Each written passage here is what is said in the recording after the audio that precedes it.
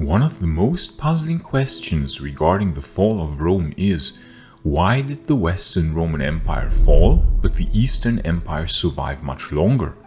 Was the Eastern Roman Empire just better, more successful, while the West was weak and degenerate?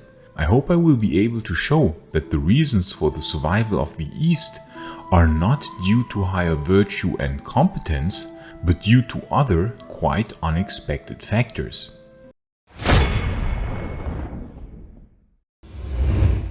One recurring theory, so much so that I would almost call it a meme, is that the Eastern Roman Empire was just more successful than the West, and they just had the higher morale and the better system than the West, and therefore the West fell in the later 5th century AD, while the East continued to prosper, reaching its zenith in the mid-6th century AD during the reign of the Emperor Justinian. But in fact, we must note that very often the West had to pay the price for the failing of the East. Most famously, the defeat of the Eastern Roman Emperor Valens against the Goths at Adrianople in 378 AD led to the Goths sacking and plundering many cities of the Balkans, and to the establishment of their quasi-independent kingdom, first in Illyricum and then in Hispania some 40 years later. Of course, the sack of Rome in 410 AD was a direct consequence of the failure of the Eastern Roman Emperor Valens at Adrianople. In 394 AD then, a large part of the Western field armies were destroyed in the Battle of the Frigidus River, which was initiated again by the Eastern Roman Empire. This left the West with many legions missing, which would have been direly needed 12 years later when large masses of Germanic tribes crossed the river Rhine in 406 AD into the Western Empire. But the list goes on. For example, by the scheming of the powerful Eastern Roman prefect Rufinus, who hated Stilicho, he had managed to convince the Eastern Roman Emperor Arcadius not to send Stilicho reinforcements in 395 AD, when Stilicho would have almost defeated Alaric once and for all. He quite certainly would have if the East had helped, but thus, by the folly of the East, Alaric was allowed to live, with, as we know, disastrous consequences for the West. And please like this video and subscribe, and also turn on the bell so that you won't miss any future videos on the fascinating era of the late Roman Empire. And if you want to suggest video topics of your own, participate in polls, or chat with me and other enthusiasts of the Roman Empire, or even participate in exclusive live streams with me or our team, you can gain these perks by supporting our work on Patreon or via becoming a YouTube member. Thanks to your support, we will be able to explore many different topics of the late Roman Empire. Gratias agut tibi, amici. After 441 AD then, the Eastern Roman Empire was unable to defeat the Huns under Attila. The great city of Naissus was sacked and the population massacred, and in 447 the Eastern Romans paid off the Huns with large amounts of gold to leave them in peace. It was thus that the Huns, after being paid off by the East, turned towards the West, and indeed they were defeated by the West in 451 AD by the legendary Aetius himself and Visigothic allies, and not by the East. In 468, finally, the East and West attempted to retake Africa from the Vandals in one of the largest amphibious operations of antiquity, with an incredible 1,100 ships involved. But it was again the East that messed it up, which we shall discuss in a separate video. And again the West had to pay the price for the failure of the East. And to make it even stranger, after the Battle of Adrianople, it was actually the East that often had to ask the West for help, instead of vice versa, namely in 377, 378, 389, 395, and in 397. So we see that the Eastern Roman Empire was not this superior fighting force, and as these events show, the survival of the East certainly could not have been due to a larger or more disciplined and better trained army. But what was it then? Was it a higher degree of social order? Were people in the East just a lot happier and thus more willing to defend their empire? Well, the complete devastation of the entire Balkans, even down to the Peloponnesian Peninsula, after the defeat at Adrianople in 378 AD by the Goths, and later the destruction of many Eastern Roman cities such as Naissus by the Huns some 70 years later, shows that the East was also very, very vulnerable. In fact, as a direct consequence of the sack of the Balkans, there was massive social instability and uprisings very similar as we would see them in the West some decades later. The most dangerous such instance was the rebellion of Tribigild and Gainas in 399 and 400 AD. Tribigild, the leader of Gothic foederati, allies to the Eastern Roman Empire, broke with Arcadius in 399 AD and sacked many cities in Asia Minor. Attempts to quell this rebellion were unsuccessful. Meanwhile, Gainas, also a Goth, had managed to become Magister Militum of the East, but instead of defeating Tribigild, he joined forces with him. Tribigild was killed in a skirmish, but Gainas marched with the united Gothic forces on Constantinople and occupied the city.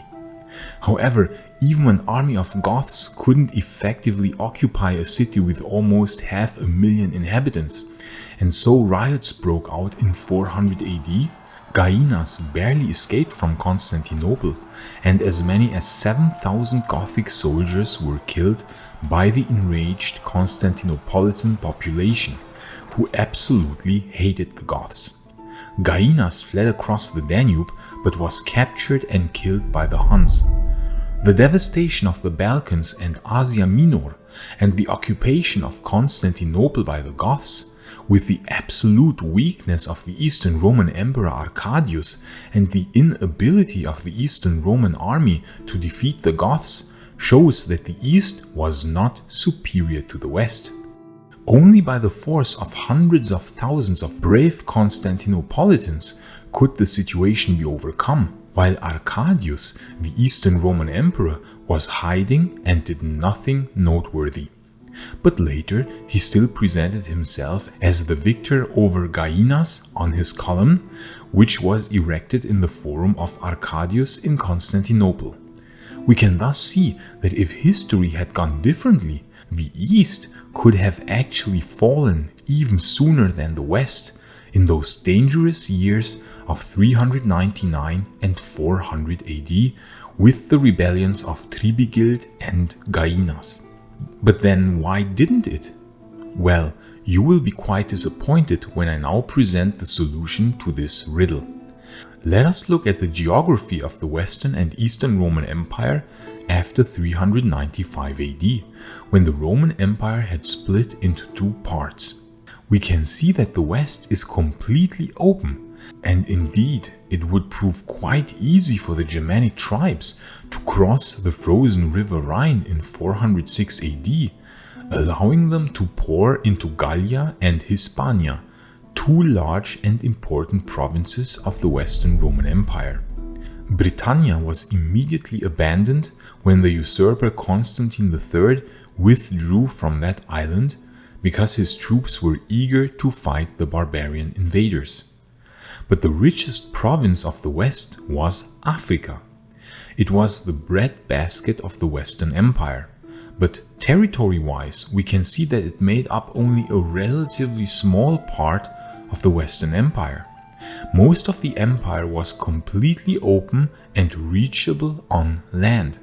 For the barbarians, it was no easy feat to build a fleet of ships, and in fact the Goths went even as far south as the Strait of Gibraltar in the years following the sack of Rome, but they were unable to cross.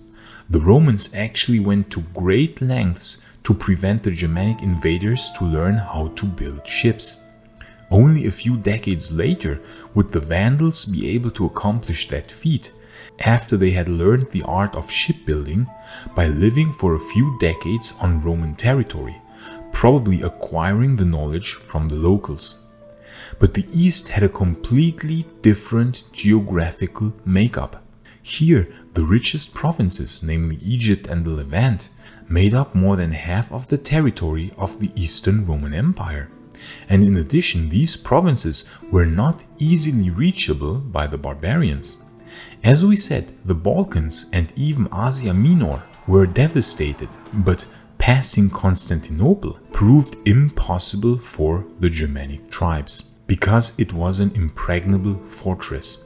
Had Gainas decided to advance to the east, to the Levant and Egypt, instead of taking Constantinople, nothing would have stopped him. Luckily, he decided to march on Constantinople. But later, crossing the Bosphorus was impossible for the barbarians, because now Constantinople had really become an impregnable fortress with the completion of its massive Theodosian land walls in 413 AD. And from the north, the Levant and Egypt was protected by the Black Sea and the Caucasus Mountains. Only once in 395 had a group of Huns managed to cross the Caucasus Mountains and raid Syria. But because crossing that mountain range was so difficult, it only happened this one time. Thus, the Eastern Empire's tax base, the rich provinces of Egypt and the Levant, were secure from barbarian incursions, and on top these provinces were larger than the smaller province of Africa of the Western Empire. Therefore, the East had the more stable, more secure tax base as compared to the West, and most of the territory of the East was much more difficult to reach for the Germanic invaders as compared to the West. That was, with the exception of Africa, completely open. Therefore, Germanic invaders could not settle in the East except for the Balkans, but they could do so easily in the West.